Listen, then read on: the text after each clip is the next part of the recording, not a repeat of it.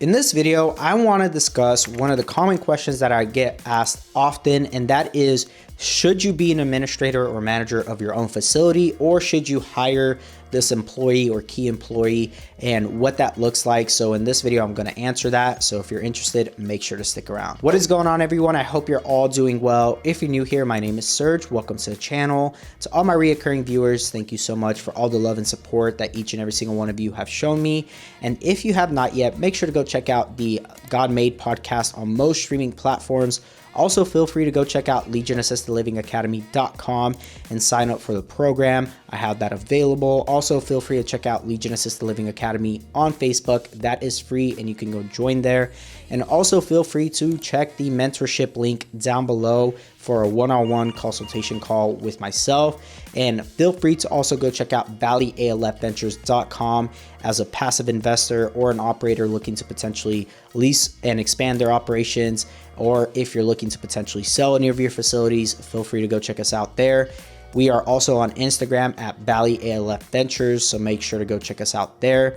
And with that being said, let's go ahead and jump into the topic of this video. I get this question actually quite often, and that is, should I be the administrator or the manager of my own facility, or should I hire this key employee or personnel?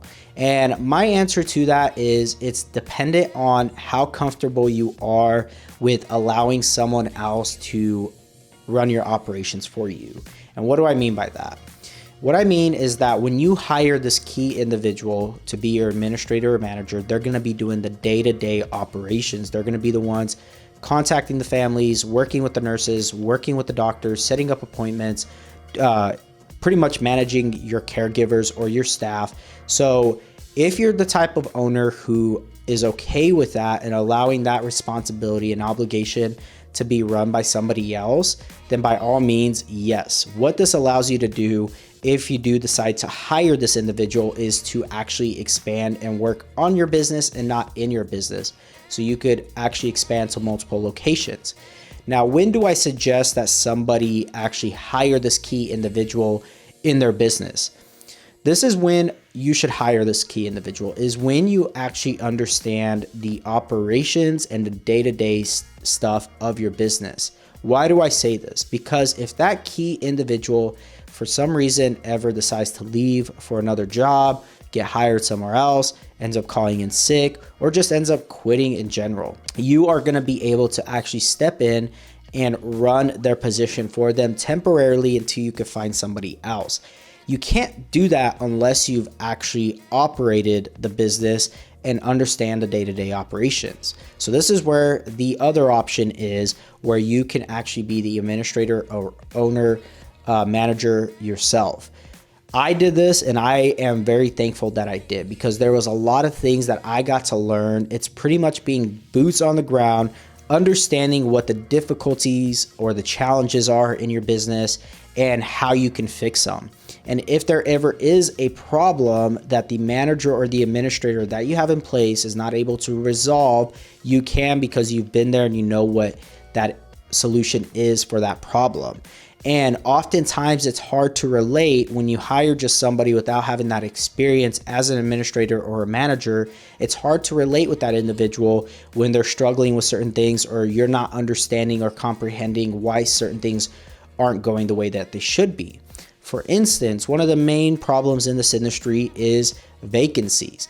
Now, if you are a manager and administrator, you know how difficult it is and how much work goes into filling these vacancies. It goes from marketing, what you have to do for marketing. It goes from discussing and touring families and having them come to the home.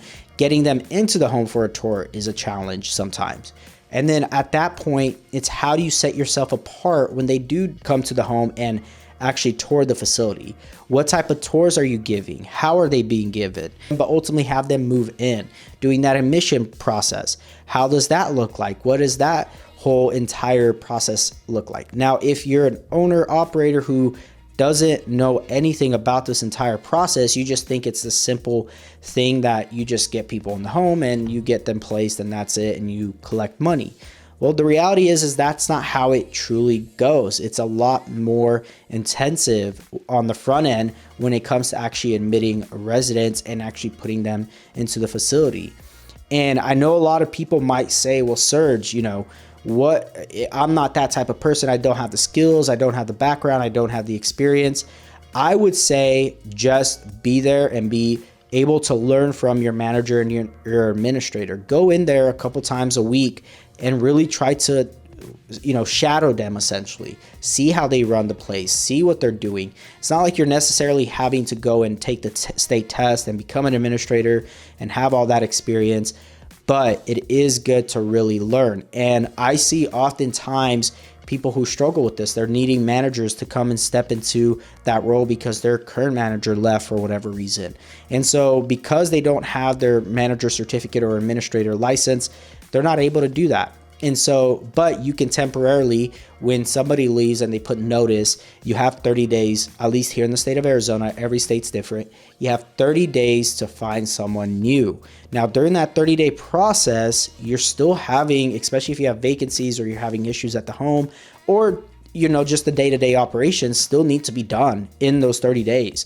So you, as a temp, need to step in. But if you're an owner or operator who has no idea how to run the day-to-day, that can really hurt you. Your caregivers may be able to step in and just handle the day-to-day stuff, but they don't know who half the doctors are that they need to call. They don't know all the appointments that need to be done. They don't usually do the tours. Usually that's the manager and the administrator and the owner.